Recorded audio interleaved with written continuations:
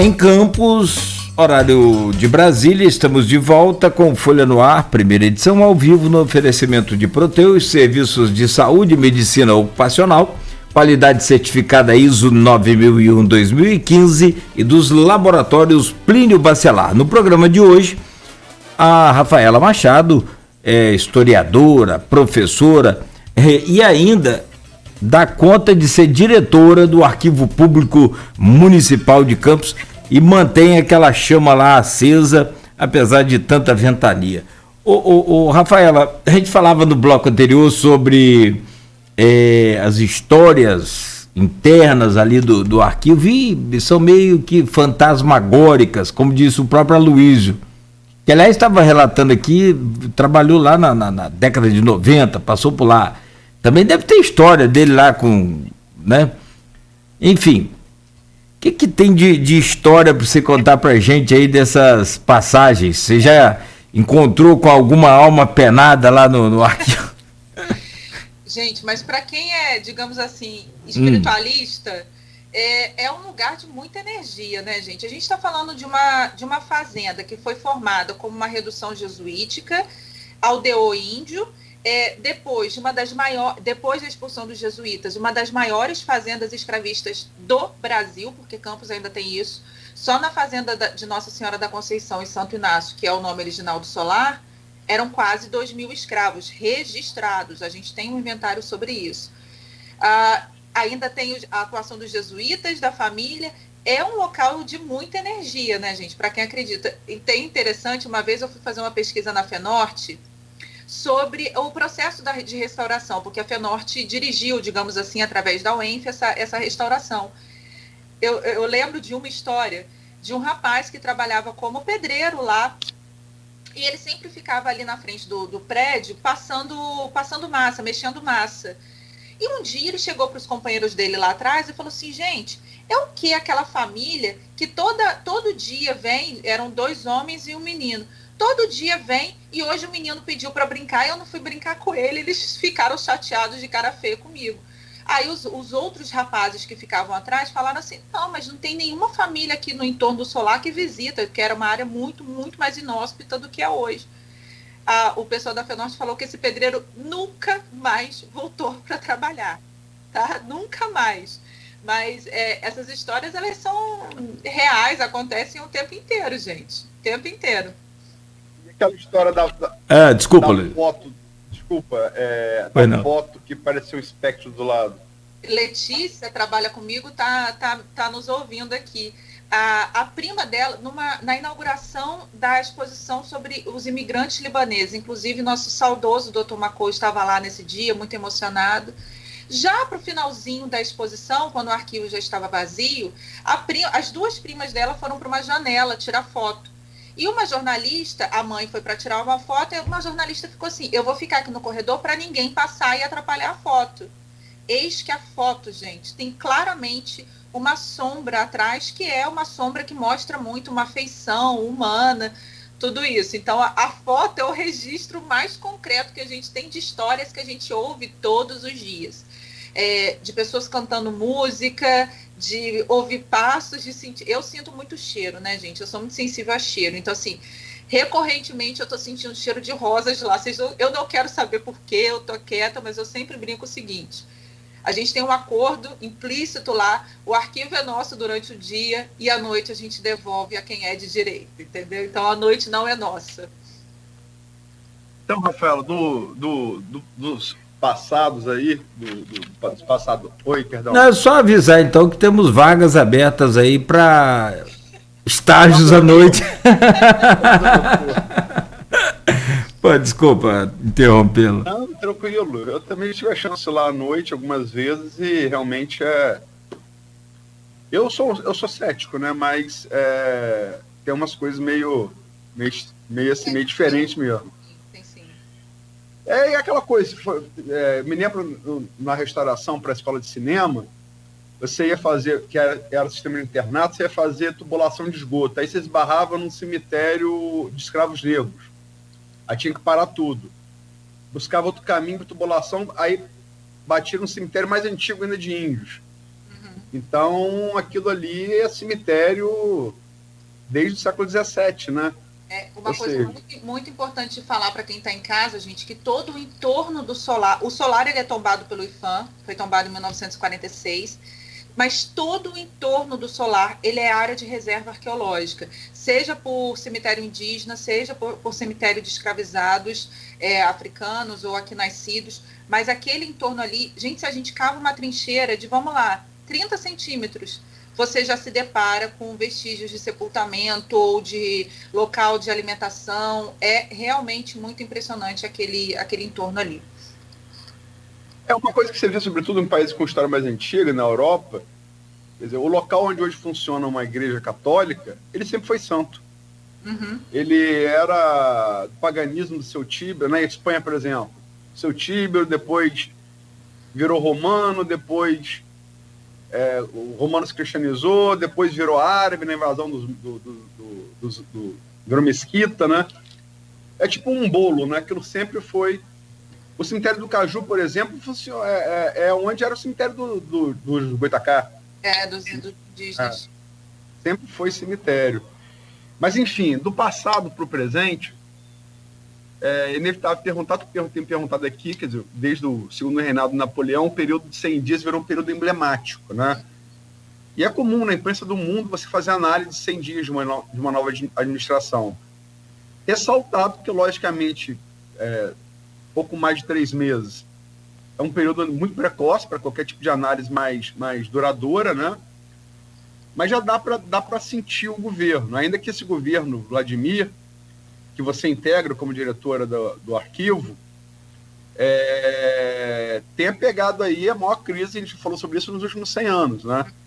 Que é a Covid, acentuando, como também você já falou, uma crise econômica brasileira em que em Campos ela se acirrou desde o final de 2014 com a queda do preço do barril do petróleo. Campos é petrorrentista, né? Enfim, com todas essas ressalvas, como é que você analisa o governo Vladimir Garotinho nesses 100 dias, 100 e poucos dias, né? Se você é professora, se tivesse que dar uma nota de 0 a 10, qual seria e por quê? Olha, Aloysio, é uma posição muito ingrata fazer isso, porque, obviamente, eu sou diretora do arquivo. Eu bato muito na tecla, eu brigo muito por isso, pelo entendimento que o poder público tem que ter e do respeito que tem que haver daquilo que a gente falava, acho que no segundo bloco, do respeito à especificidade técnica de uma equipe. Você sabe por que a gente não tem continuidade na política? Sabe por que entra uma gestão e a gestão anterior não deixou nada? Porque não existe gestão de fato no município. E isso não é só de Campos, não, gente. Isso é do Brasil mesmo. Então, assim, obviamente, eu me considero uma profissional com cargo técnico. Eu acho que um político não pode ter o cargo que eu tenho, de diretora do arquivo, mas entendo também que, mesmo como funcionária pública, eu sou nomeada, eu tenho que ser escolhida para estar ali. Então, eu tenho muito respeito por todos os governos pelos quais eu passei que me respeitaram.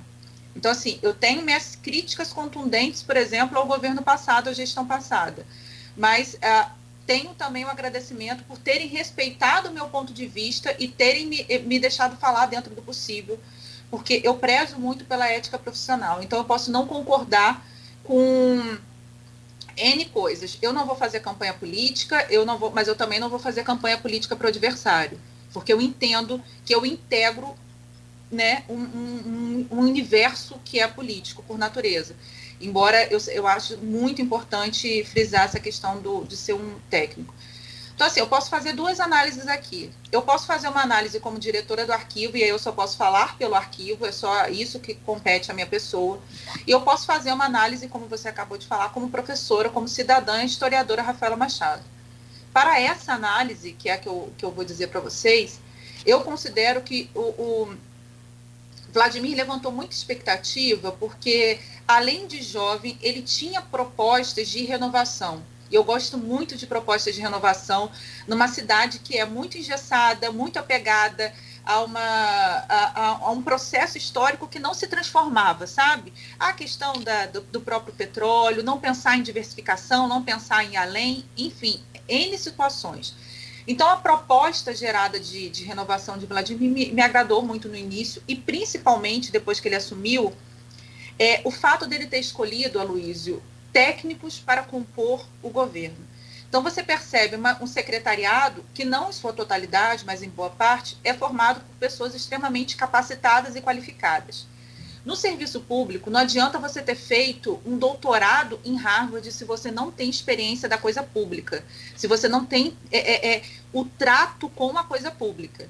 Então, não dava para colocar as pessoas mais qualificadas no meio, mas que também não tivessem uma certa experiência, uma certa vivência. Ele conseguiu equilibrar isso muito bem. E eu acho que o ponto-chave desse equilíbrio, que ele conseguiu entre técnicos extremamente qualificados, mas também experientes, foi a presença do Frederico, do vice dele. Frederico é hoje o ponto de equilíbrio da balança, eu acredito, ponto de diálogo, inclusive, com muitos setores. Então, eu destaco, inclusive, a gestão positiva que o governo Vladimir tem feito no combate à Covid, justamente a presença de Vladimir, mas também do Frederico, que tem que ser ressalvada aqui. Agora, óbvio que a gente tem que entender, eu vou ser direta, você pergunta minha nota é 8,5.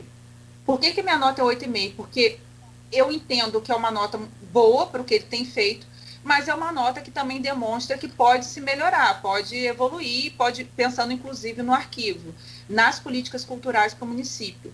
Mas é óbvio que tem que haver um entendimento, tanto o meu entendimento quanto de quem nos ouve, que o momento é um momento extremamente delicado, e um momento em que a gente tem que pensar não só no combate à Covid, mas no município que não pode mais ser cabide de emprego. Então, assim, é um absurdo as pessoas esperarem exclusivamente da prefeitura a realização de eu não vou falar de serviços básicos, mas de determinadas ações que, historicamente, a prefeitura desempenhava e que agora a gente tem que se reinventar. Eu vou dar um exemplo, o arquivo é público. Por lei, ele tem que ser mantido com verba pública. Mas, ao mesmo tempo, eu penso que eu não posso ficar esperando de um governo que passa por toda essa crise financeira a restauração de 2 milhões do prédio. A gente tem que buscar parcerias com a iniciativa privada. E o que o Vladimir, o Fred, o que a equipe de secretariado pode entrar nisso? Eu tenho um projeto, Luiz. Eu não conheço o empresariado, eu não conheço a empresa, eu não conheço o deputado. A gente precisa de quem faça essa articulação, esse meio de campo. Então, eu acho que ele precisa estar atento a isso e estar atento também, e aí eu falo com propriedade, porque eu estou falando agora como diretora do arquivo, às especificidades de cada instituição. E aí, o arquivo ele tem uma característica, hoje, que me dói muito, digamos assim, a ampla maioria das pessoas acha que o arquivo é um depósito de documentos e de documentos antigos. Quando, por lei, existe uma lei de acesso à informação, que é de 2011, essa lei ela é federal, ela deveria estar sendo aplicada por Câmara, por prefeituras, enfim, por Estado, que é a lei que faz com que o arquivo municipal ele faça a gestão pública de todos os órgãos da prefeitura. É importante ressaltar que o arquivo ele não é um arquivo da Fundação Cultural apenas, ele é um arquivo da prefeitura. Foi aquilo que a gente estava falando. Se daqui a 50 anos você quiser um processo lá da Secretaria de Educação, da administração, você tem que saber fazer a gestão dessa documentação que está sendo produzida em um novo meio, e essa gestão deve ser feita pelo arquivo. Então, sua nota é 8,5, né? Sim. Ao todo do governo, a nota que você dá enquanto cidadã e enquanto historiadora, né? Deixa eu destacar uma coisa, Luiz, que eu acho muito importante enfatizar. Eu sou funcionária pública, sou professora, né, do município, mas eu vivi o drama que os RPAs viveram ano passado. Aquilo foi muito sentido, gente. Você ter que comprar cesta básica para as pessoas que legitimamente trabalharam e não receberam. Isso foi uma das coisas que mais me doeu na vida. Então, um fato positivo, e que não é favor, é obrigação, mas essa obrigação não vinha sendo cumprida, é ter um calendário de pagamento, é pagar os seus profissionais em dia. É, muitas vezes, fazer uma política de contingenciamento, oh, Jesus, quase não saiu, mas é saber que esse funcionário, ele precisa ser pago, ele precisa saber quando vai receber. Então, isso é uma das coisas que eu destaco como mais positivas, digamos assim, desse governo. Porque quem está na base, Aloysio, quem está na base é que faz a máquina andar. Então, se você não dá as condições para essa pessoa sobreviver, a máquina não anda, a máquina pública não anda. Então, isso tem que ser sempre a prioridade número 1. Se você tivesse que elencar, você já falou algumas coisas aqui, mas se tivesse que elencar o que você enxerga como principal virtude e o principal desafio, não vou dizer defeito, que 100 dias é muito cedo. A principal virtude e o principal desafio do governo Vladimir, você responderia o quê, Rafaela? Eu acho que a principal virtude é justamente a questão de, desde o início, ter um programa de governo que já falava sobre isso e estar aplicando isso na prática. Não é fácil você se eleger falando que você vai cortar gasto, que você vai diminuir funcionário, que você vai diminuir secretaria. Ele se elegeu assim, tem feito assim. O que é negativo é, muitas vezes, não olhar para as especificidades do local. Então, por exemplo, não dá para dizer, olha, a gente está cortando gasto, mas e não olhar para esses locais. Então, assim, o arquivo, aqui eu falo como arquivo, o arquivo já vivia com muito pouco. Viver com menos do pouco é difícil, é quase não sobreviver. Então, são esses aspectos específicos que, obviamente, com o tempo, eu acho que eu já comentei com você, e é bom que todo mundo que esteja em casa, o arquivo precisa receber a visita do prefeito e não recebeu, a não ser na inauguração. Então, a gente está aguardando a visita do Vladimir, já há um agendamento para isso, o vice conhece o arquivo, conhece a realidade, até porque é uma pessoa relacionada e ligada à Baixada, mas tem que haver um entendimento, Aloysio, que o arquivo, ele é um arquivo que guarda a história e a memória do norte e noroeste fluminense. Então, é um local de interesse não só de Campos, mas do pouco que restou de documento de São João da Barra, depois do que virou São Francisco, São Fidélis, Itaperuna e por aí vai.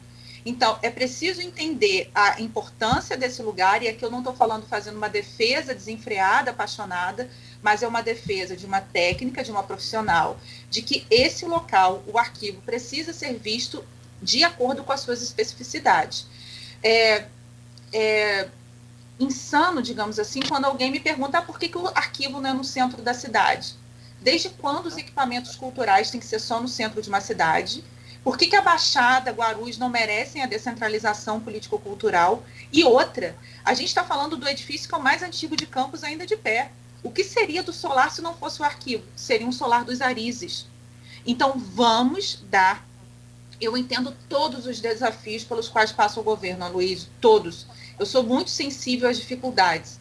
Agora, a gente também precisa se reinventar em meio às dificuldades. A gente tem o Solar dos Arizes, a gente tem o Solar da Baronesa, a gente tem o Museu Olavo Cardoso, a gente tem o Palácio da Cultura. Eu sei que as casas de cultura são inúmeras dificuldades.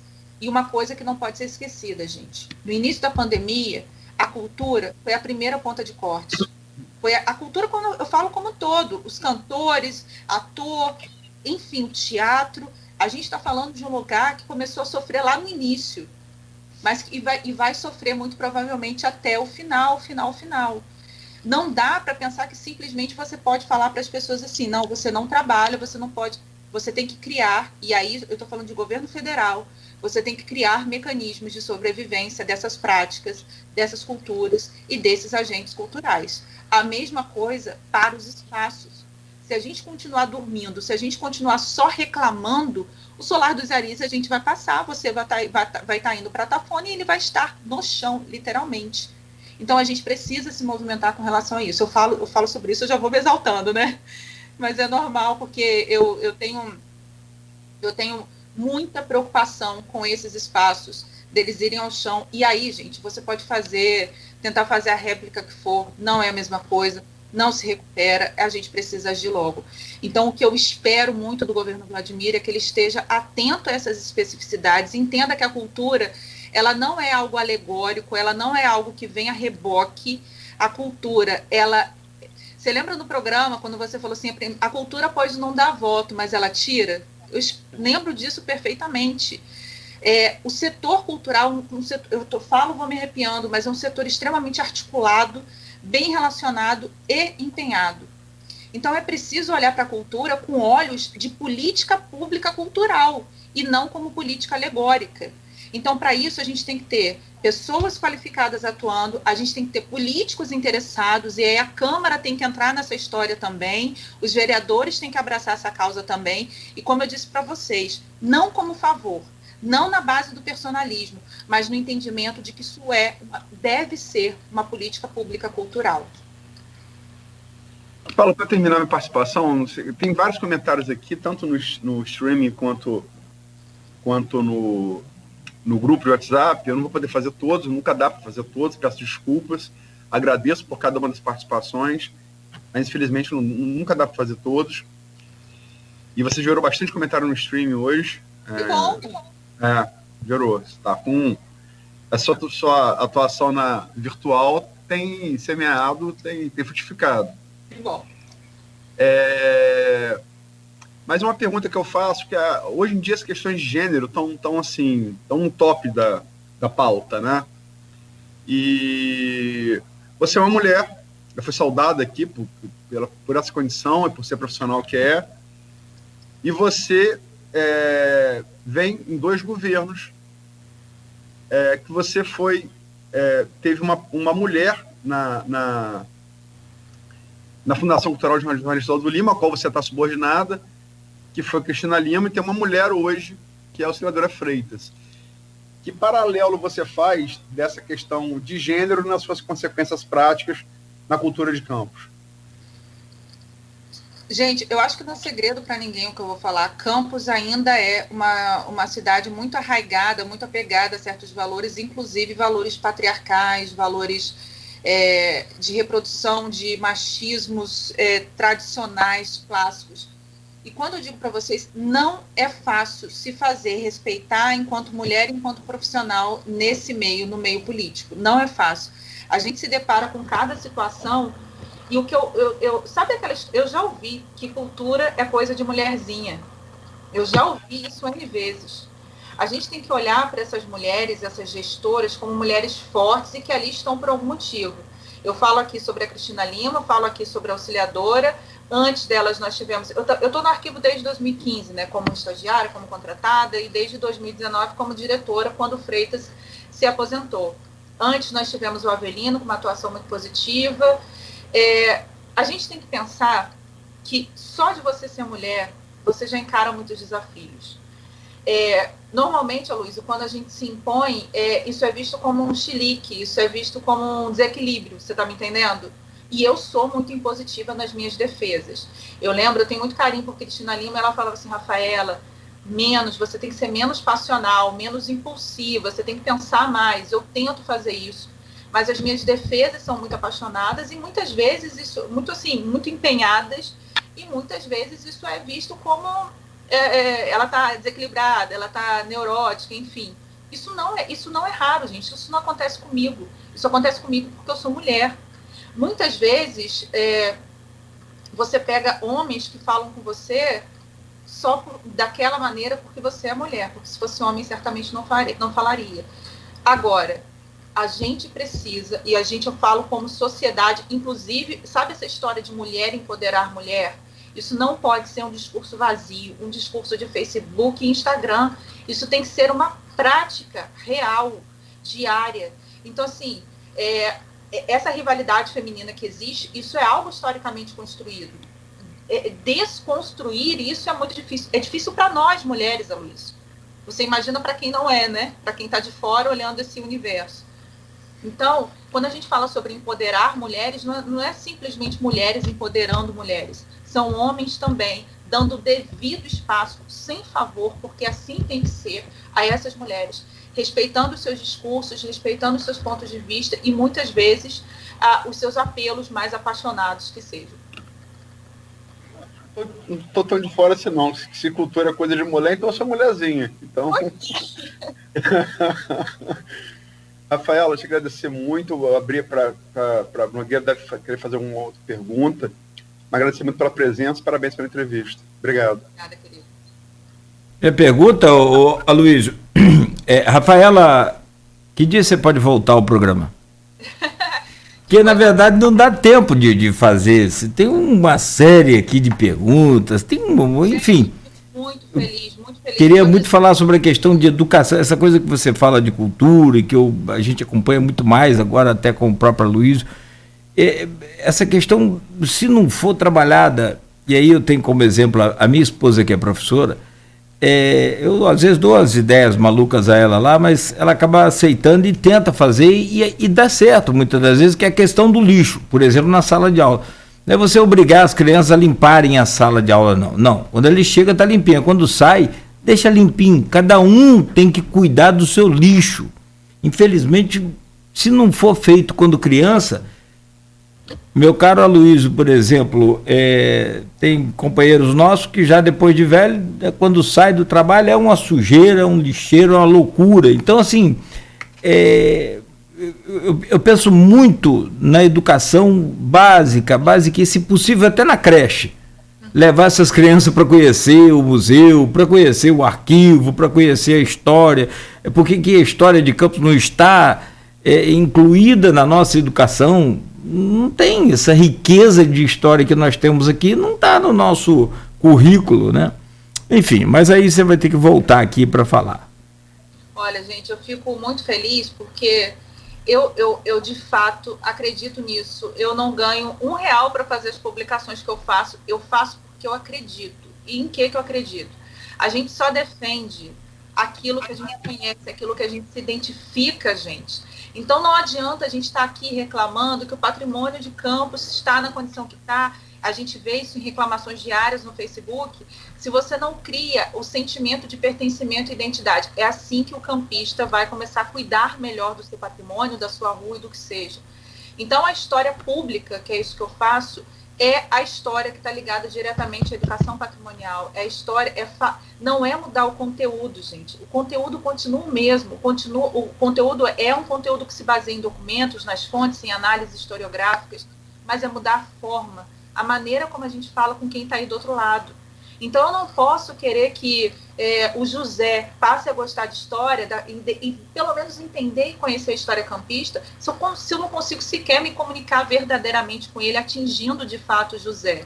Então esse é o objetivo do arquivo, esse é o meu objetivo, marcar que a história campista ela deve ser conhecida por todo e qualquer cidadão, e agradecer a vocês dois pelo convite, agradecer a todo mundo que mandou essas mensagens lindas aí.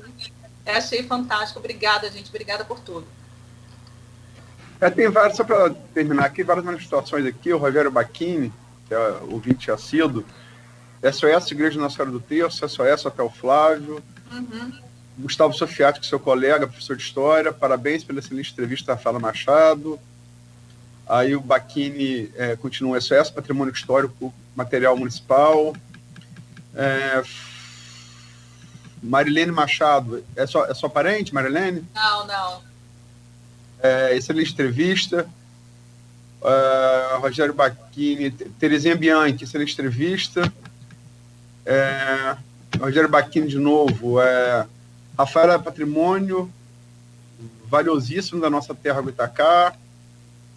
E Bacará, Gilda Wagner, parabéns. Rafa, seus argumentos sempre muito bem colocados, beijos. Carlos Freitas, seu mentor, senhor de Graziella, e de uma geração, né, aqui de Campos. Excelente entrevista, parabéns a toda a equipe.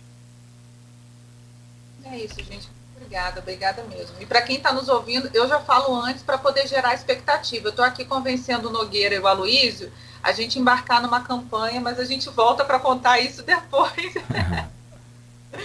Não tenha dúvida que vai ser importante. A pauta é boa. A ideia é boa. Com certeza. Bom, mais uma vez, obrigado. Abraço a você e toda a sua equipe, Rafaela. Tenha um bom dia. Ótima quinta-feira aí. Aloysio, amanhã estaremos de volta às 7 da manhã. E amanhã a vereadora Alexandra de Quissamã é a nossa convidada. Exato. Quero falar um pouco da política de Quissamã, né? Uma política, como Campos, uma política feita de paixões, como de resto, a política sempre traz essa coisa meio, talvez até indesejada, que é essa coisa meio de futebol, né? De tribo, de cor tribal. Mas, enfim, é assim que é, de fato, e a gente já entrevistou aqui, após a reeleição, a a prefeita Fátima Pacheco, e é bom ter outro lado, né? Você, entre versões, no mínimo 2 versões discordantes, você tem uma maior chance de chegar próximo ao fato e a verdade. Vamos estar ouvindo aqui a Alexandra amanhã. Perfeito. A partir das 7 horas da manhã, são 9 horas e 18 minutos, e a gente fica por aqui com Folha no Ar, oferecimento dos laboratórios Plínio Bacelar e Proteus, serviços de saúde e medicina ocupacional, qualidade certificada ISO 9001-2015.